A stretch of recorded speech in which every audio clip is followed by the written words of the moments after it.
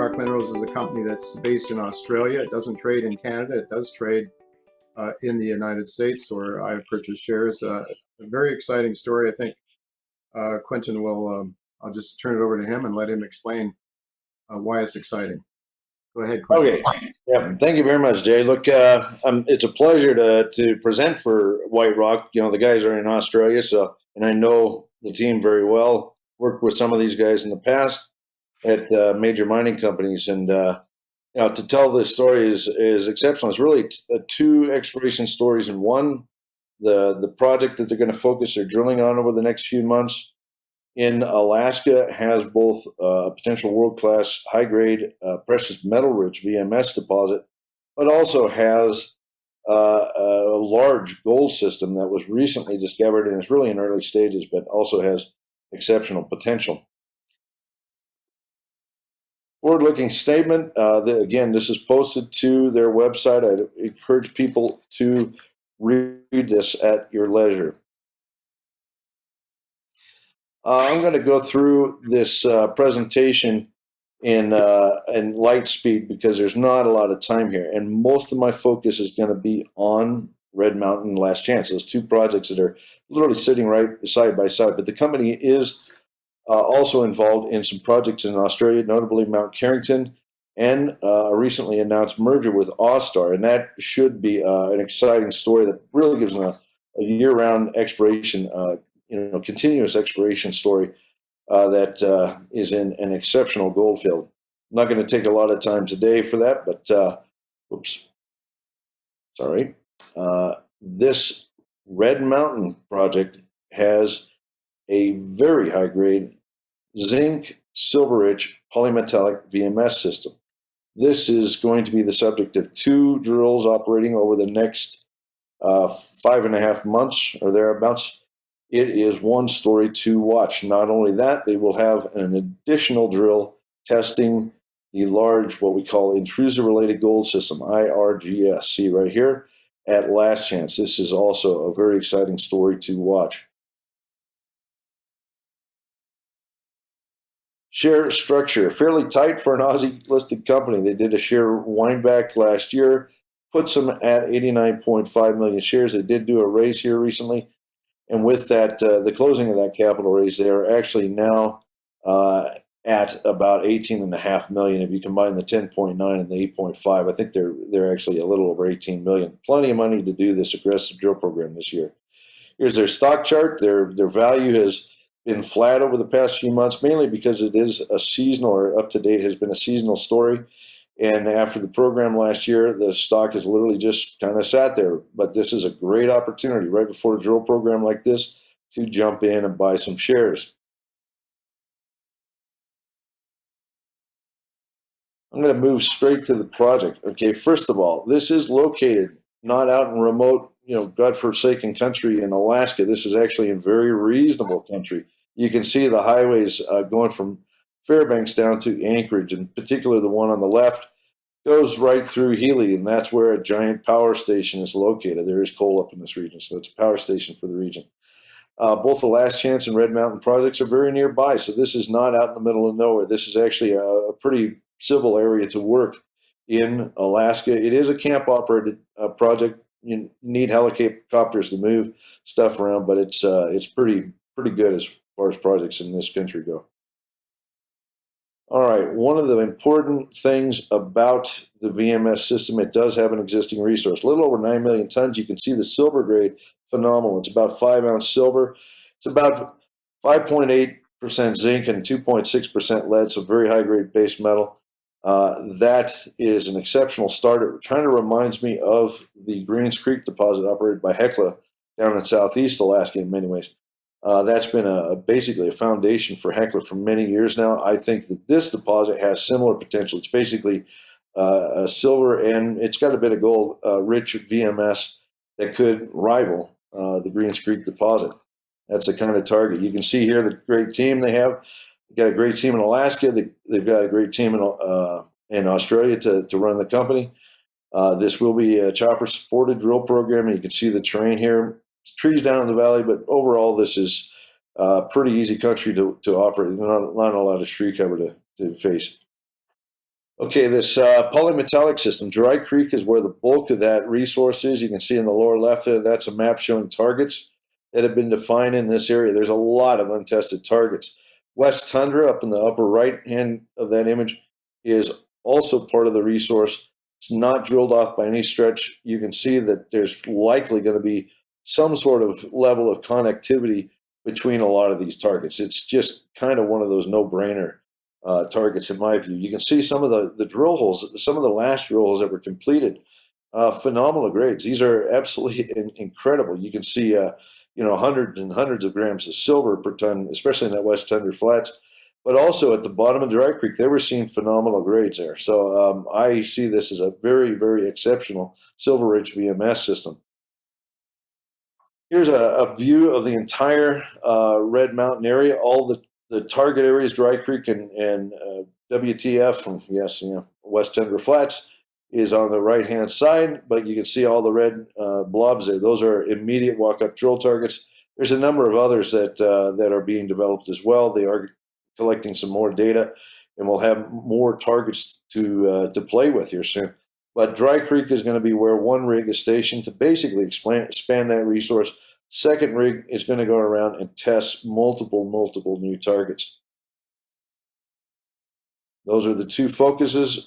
Again, one rig over in the east. Second rig will be dedicated to the western area where we've got multiple new targets.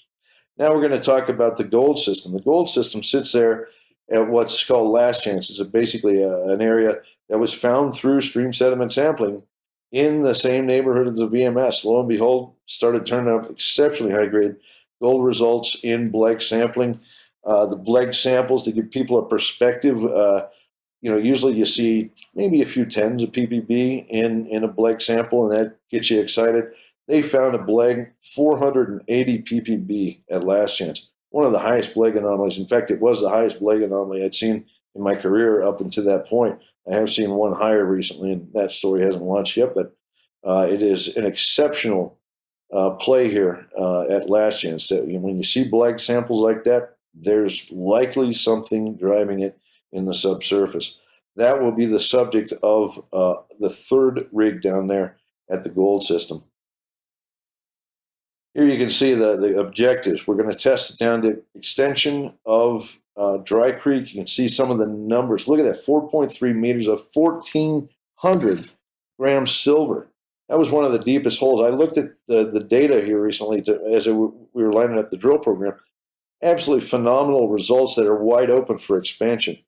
You want to talk about exciting. Imagine hitting a massive sulfide system that could be potentially a few tens of millions of tons with these kind of numbers involved. It's a very, very exciting story. You can see the down dip extensions we're going to test. All those little gray dots are holes that we plan to drill, and they basically line up with areas that we see, very high confidence extensions to this VMS system. So that's down plunge or down dip at Dry Creek. Those are no-brainer holes. I think if we see success in some of those holes, we will be aggressive and actually drill some further holes even further down dip. Basically try to build tonnage very quickly in this exciting system. Here's a three-dimensional view of that same thing. There are a stack of VMS lenses in here, so it's not just one, but you have a couple of substantial horizons of sulfide mineralization. Both are open at depth, and both are displaying phenomenal continuity along strike. So I think that the down dip extensions are just natural in this case. You can see the drill program very clearly there. Here's some of the geophysics from the rest of the area around there. Okay, Dry Creek, the known deposit, is up there in the upper right, and then WTF is also shown. That's basically EM data. It's electrical data that says there's sulfide in the ground, and you can see it forms a very discrete sulfide or bright horizon in bright red and yellow there. What do we see? Well, all through the south limb, all through those glacier targets, we see the same response in the subsurface. When I say this is a big system, this is a really, really big system. Look at Dry Creek and WTF. They're just very small specks out of a very, very big picture that's evolving here. This is SkyTim data that was collected. What do we have here? Probably a giant sandform. It's basically a basin of sedimentary rocks on that goes down into the ground and pops up on the other side. So when I say there's likely connectivity between these systems, I mean it. Okay, this is a potential world-class base metal, silver-rich VMS system.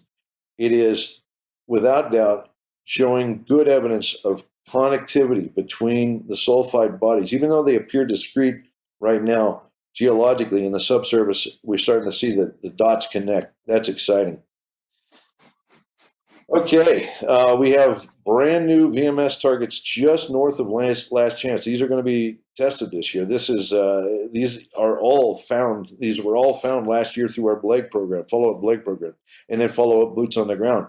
All of these VMS, none of them have seen a drill, okay, but all of these VMS are showing the same indications of good, robust, zinc, lead, and sometimes copper grades, as well as precious metal. So we're very excited to test some of these this year.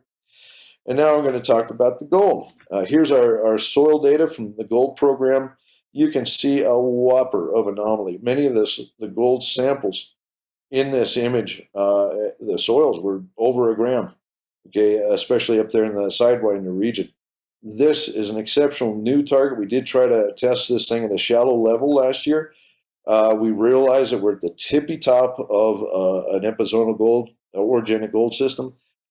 This year, we're going to go long. We're going to test the deeper parts of this. There is a little bit of leakage of high grade at surface. What we want to find and chase is that high grade down at depth, what's happening below. So the company has done a lot of good geophysical data, or collected a lot of good geophysical data, as well as developed structural targets. The plan is to test this thing at a deep level. Like I said last year, we drilled some shallow holes. Some can be seen here. Look at what we're doing this year. We're testing several hundred meters down plunge from these areas where we hit very long intervals of lower grade mineralization. We think we're seeing leakage from something deeper, something potentially higher grade that's producing all this anomalism at surface, and we've collected that geophysics, particularly CSAMT, that's helping guide this deeper program. This is a very exciting outcome. Just 2 seconds on the merger. Look, Alaska is a seasonal play. The company looked very hard at itself recently, and they decided, you know what, let's get something going in Australia so that we have something year-round to work on. This is a good gold market. Let's make hay. They looked at the Victorian goldfields. The company is headquartered in Victoria, so this is a natural fit. This project that Austar has, this Morningstar mine that you see here, is in a belt in the Victorian goldfields that is highly prospective. It's not been explored by modern exploration, and it basically has delivered in the past some of the highest grade deposits in the entire goldfield. Okay, so Western Mining, a massive company, actually got its start right here at this mine, believe it or not. Now Austar is going to own this, but they're also going to have all the ground around it. I think it's 600 and some odd square kilometers of very, very prospective ground for high-grade mineralization in the Victorian goldfields, a place to be. Here's some of the images of the mineralization. These are orogenic lodes, exceptionally high grade, very Fosterville-like in many respects. There's a lot of sulfides like there's arsenic, but there's also antimony in places and stuff that are similar to what you see at the Fosterville mine. Certainly the grades are in line. Here's the land package. Again, I think it's around 600 and some odd square kilometers. It covers a huge prospective region. You can see the Morningstar mines kind of in the center. Sorry about that. But you have a large number of prospects that actually have geology, but are much less developed with the red stars there. They're lookalikes to Morningstar that will be tested. I can see the company doing work like BLEG sampling and stuff like this as well to define further targets. It is hilly terrain. But Rowan and his crew are very good explorers, so I think they'll make hay here. Okay, the last story I'll talk about, Mount Carrington. They had an asset up in the northeast corner of New South Wales. They did not have the surrounding ground, but this asset was fairly well advanced. It has about 350,000 ounces of gold and 23 million ounces of silver. They have struck a deal here recently to put this in production, but they are not the ones driving it forward. You can see down here, Thompson River right here is the group that's taking it forward. These guys are carried along the way. This basically takes an asset, gets good value out of it for White Rock, and removes the distraction they have from their exploration efforts in Alaska as well as now Victoria. So I think this is a great move. In short, look, the story here will grow. This is another company you should probably look at, Thompson Resources. Steve Nano is helping with it. Steve's a great friend of mine, good geologist, and I think they've got a good exploration story there. You know, can't promote two companies at once, but it is a good story, and it's a good outcome for both companies. Why do you invest in White Rock? They're going to be exploring like mad. They got 3 drills operating at both the VMS last chance this year, but they have a lot of untapped value. Currently, the market cap only accounts for maybe $20 million in enterprise value. Expansion of the VMS, discovery of gold. This thing will be, in my view, a multi-bagger with a significant discovery this year. And with that, I will end my presentation. Thank you very much.